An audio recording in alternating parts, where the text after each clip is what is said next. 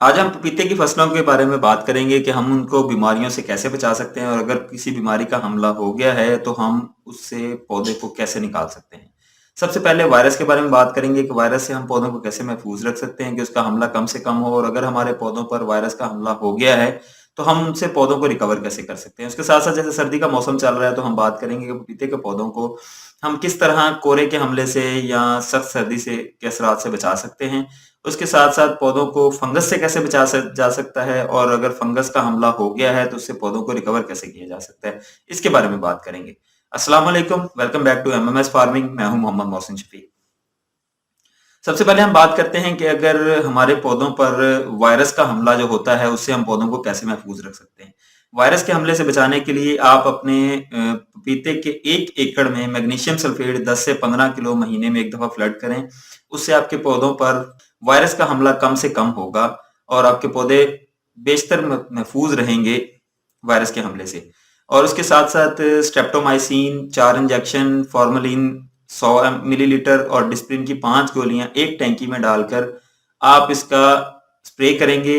1 एकड़ में जितनी टैंकियां भी लग जाएं, हर टैंकी में स्ट्रेप्टोमाइसिन के 4 इंजेक्शन, फॉर्मलिन 100 मिलीलीटर और डिस्प्रिन की 5 गोलियां आपने मिक्स करनी है।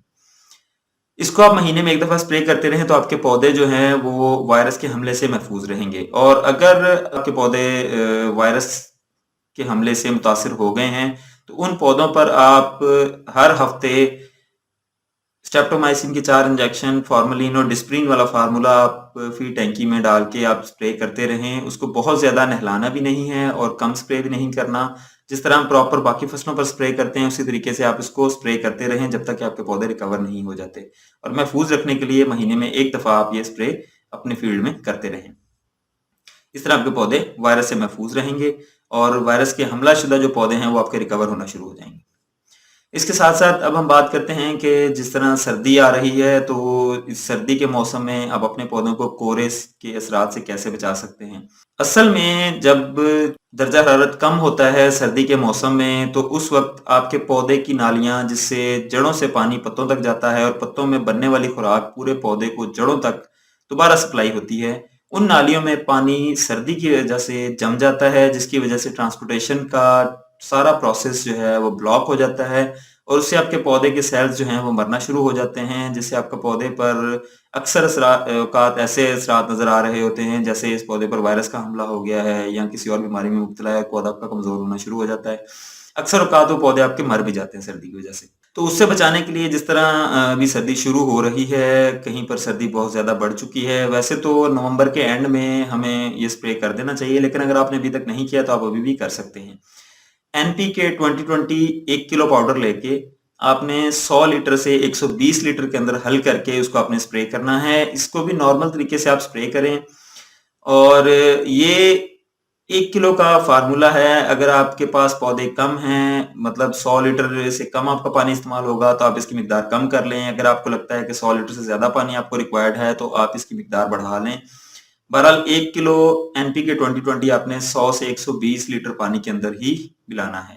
इसके स्प्रे से आपके पौधे जो हैं वो 2 से 3 महीने जो हमारी सर्दी के होते हैं, जो पीक सर्दी है उसमें आपका पौधा महफूज रहेगा। सर्दी की वजह से आपका पौधा डैमेज नहीं होगा और नेक्स्ट आपकी फ्रूटिंग जो है उसमें आपको कोई प्रॉब्लम नहीं होगी। आपका पौधा सेहतमंद होगा सर्दी के एंड तक। अब हम बात करते हैं कि हम फंगस से पौधे को कैसे बचा सकते हैं।